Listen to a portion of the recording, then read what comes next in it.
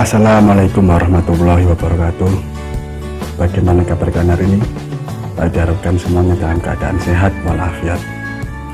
Hari ini kita berjumpa lagi pada ketemuan keempat pada pelajaran seni budaya, dimana nanti hari ini kita akan melanjutkan materi kita kemarin tentang seni lukis, dimana minggu kemarin kalau sudah ulangan harian ya.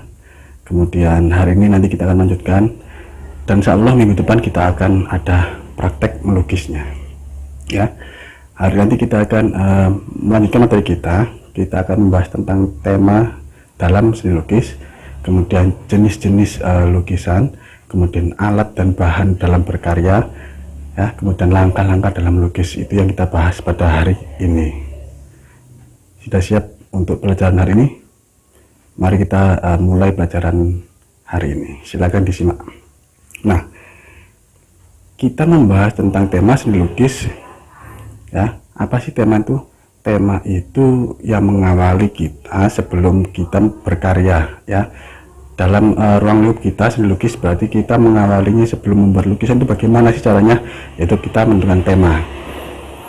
Di halaman 10 di paket itu ada bahas tentang tema, yaitu ada 6 tema. Silakan disimak ya. Nah, tema yang pertama itu adalah manusia dengan dirinya. Silakan disimak ya. Nah, kita membuat tema pada karya kita itu tujuannya supaya kita dapat memahami tujuan dari berkarya itu ya. Nah, untuk apa sih kita berkarya itu? Nah, tema yang pertama kita bahas yaitu tentang manusia dengan dirinya.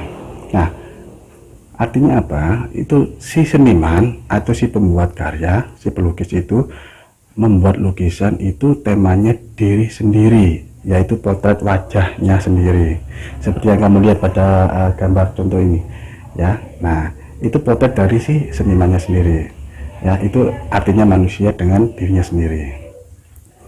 Lanjut yang kedua, setelah manusia dengan dirinya sendiri, yang kedua itu silakan dilihat ada manusia dengan manusia lain ya. Jadi di sini itu si pelukis atau si seniman itu membuat karya lukis itu objeknya adalah orang lain ya.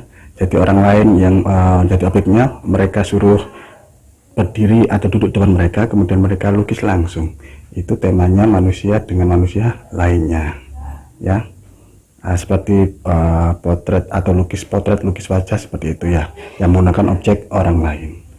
Kemudian yang ketiga dilihat ada manusia dengan alam sekitar. Nah, ini seperti kita melukis tema naturalis ya, atau naturalisme, temanya alam. Jadi misalkan kamu lihat gambar fauna ya, atau hewan ini. Nah, jadi temanya itu flora dan fauna, alam sekitar kita, seperti itu ya. Yang keempat ada temanya manusia dengan alam benda. Di sini itu kita melukisnya itu melukis objek-objek geometris atau bentuk ya. Bisa vas, guci, bisa buah-buahan juga ya. Objek lain itu pada sebuah bidang atau meja, biasanya seperti itu lukisannya. Silakan contohnya dilihat ya. Jadi bagaimana seperti itu, manusia dengan alam benda, benda-benda di sekitar kita itu menjadi objeknya. Lanjut, kemudian setelah manusia dengan alam benda, yang kelima ada manusia dengan aktivitasnya. Jadi objeknya itu si pelukis itu melukisnya itu manusia yang lagi melakukan aktivitas atau kegiatan. Silakan dilihat contohnya ya. Seperti hiruk pikuk pasar yang ramai ya. Nah, itu manusia dengan aktivitasnya. Yang terakhir hubungan manusia dengan alam khayal. Kira-kira masuk aliran apa itu? Kemarin kita bahas alam khayal, surrealisme, seperti itu ya.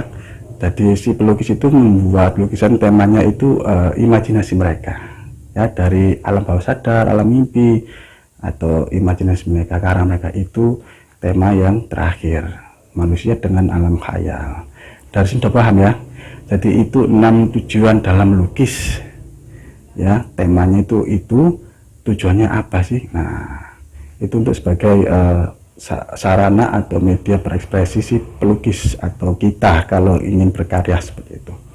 Nah, kemudian selanjutnya setelah kita mengenal tema dalam melukis, kita akan membahas tentang jenis lukisan.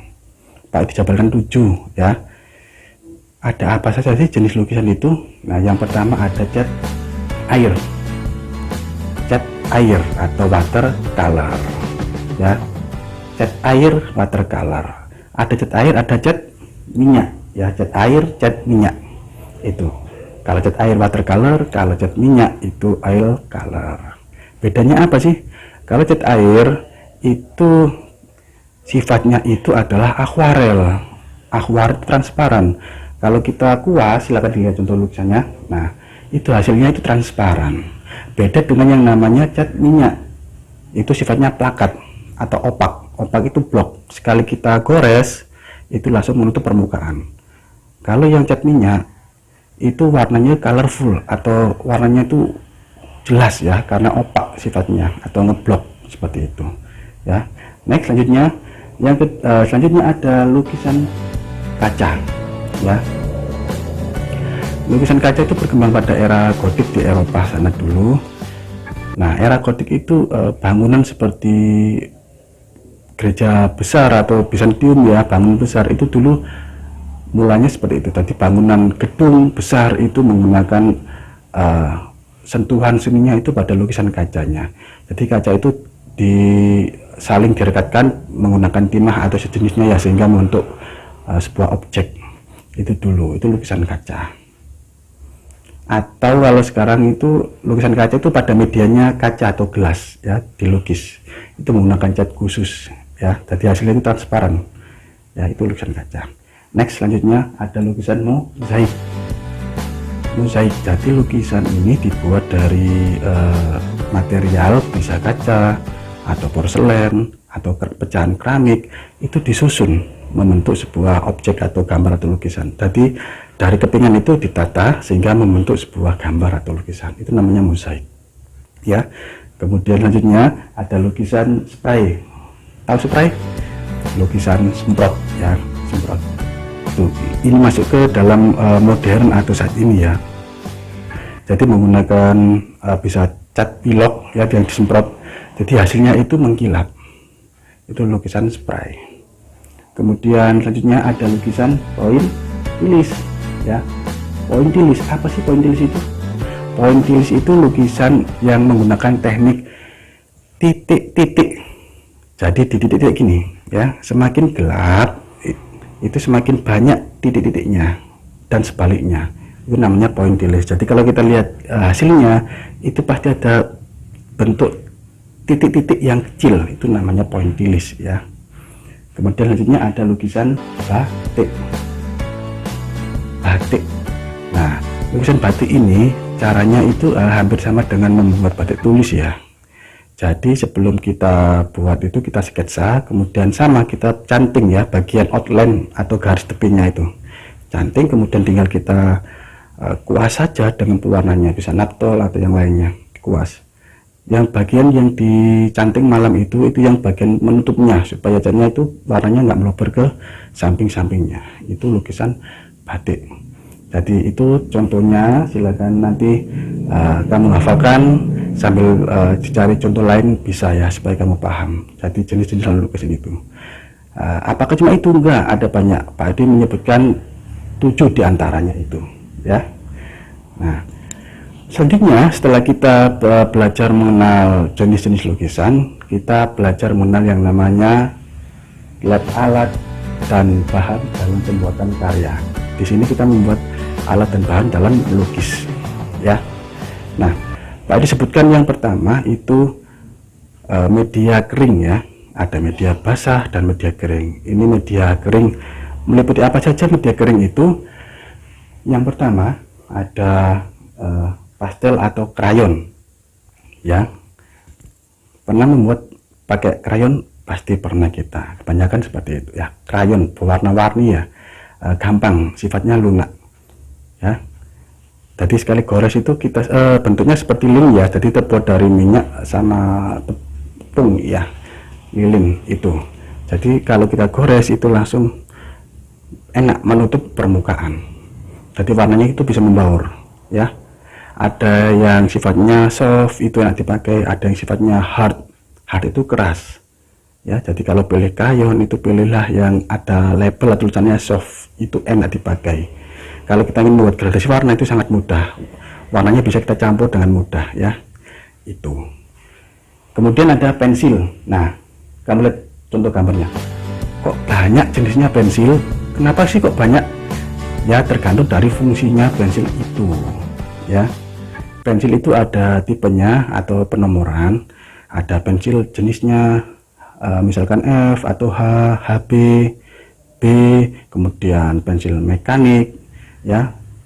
Itu banyak tipenya karena fungsinya yang berbeda-beda seperti itu ya. Kita membuat gambar, awali dengan sketsa. Sketsa itu kalau bisa jangan pakai 2B. Nah, kenapa? Karena 2B itu untuk penebalan ya, jadi pakailah yang di bawah 2B, bisa HB seperti itu ya. Nanti dijelaskan lagi. Nah, ada pensil, ada drawing pen, berarti pena atau ballpoint yang untuk menggambar. Sama dengan pensil, drawing pen itu memiliki ukuran ya, jadi tergantung besar kecilnya ujungnya ini. Nah, drawing pen ada yang berfungsi sebagai membuat teknik pointillis tadi yang kita bahas ya, untuk menitik-nitik. Ada juga yang untuk membuat gambar-gambar perspektif dan lain sebagainya, itu drawing pen ya. Kemudian next ada cat air dan cat minyak, tadi kita bahas juga ya, alat dan bahannya. Kemudian lanjut ada pisau palet. Nah ini, jadi pisau palet itu banyak juga ukurannya, tergantung pemakaian ya.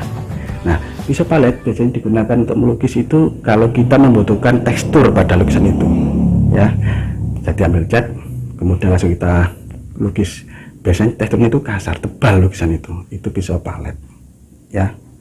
Nah, selanjutnya setelah pisau palet ada yang namanya palet. Beda ya dengan pisau palet. Palet itu adalah wadahnya. Kalau kita melukis pakai cat air atau cat minyak, itu paletnya berbeda. Kalau cat air, paletnya itu biasanya itu ada cekungannya. Kenapa? Untuk menampung cat ya, catnya kan encer, jadi harus ada cekungannya. Kalau untuk cat minyak, paletnya beda, jadi rata ya. Itu palet, tempat untuk mencampur cat. Kemudian selanjutnya ada kanvas. Kanvas itu media untuk kita melukis dengan menggunakan cat air atau cat minyak ya. Kanvas terbuat dari kain yang dilapisi ya, itu kan baju atau kain mori itu yang diberi pelapis sehingga kainnya itu enggak tembus ke belakang, itu kanvas. Dari sini sudah paham ya, nanti dipelajari lagi dari buku paket LKS atau dari sumber internet, itu banyak macamnya ya. Nah, kemudian yang terakhir, langkah-langkah dalam melukis. Jadi besok prakteknya itu sebelum melukis kamu tentukan langkah-langkahnya dulu. Yang pertama ya, silakan dilihat, itu tentukan gagasan atau tema ya, temanya apa yang ingin kamu buat. Yang kedua, kamu ingin melukisnya pada media apa, nanti Pak diberi kebebasan kamu pilih medianya. Yang ketiga, baru buatlah sketsa atau goresan awal atau goresan kasarnya yang ingin dibuat. Kemudian ada teknik. Tadi setelah buat sketsa, buatlah tekniknya. Ingin dilukis dengan teknik apa sih ini? Ya, tadi bergaya ekspresionisme besok ya. Tadi ekspresimu sendiri. Kemudian setelah kita tentang teknik, yang terakhir prosesnya. Ya, proses itu pewarnaan. Tadi kamu warnai semampumu.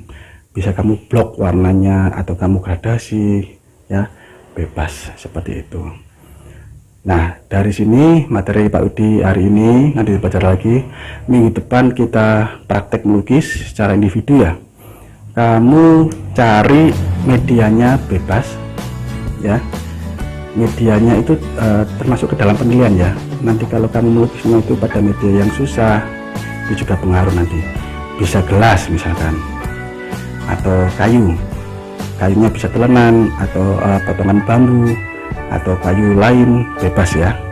Pokoknya bentuknya itu punya artistik, punya estetika, itu kayu.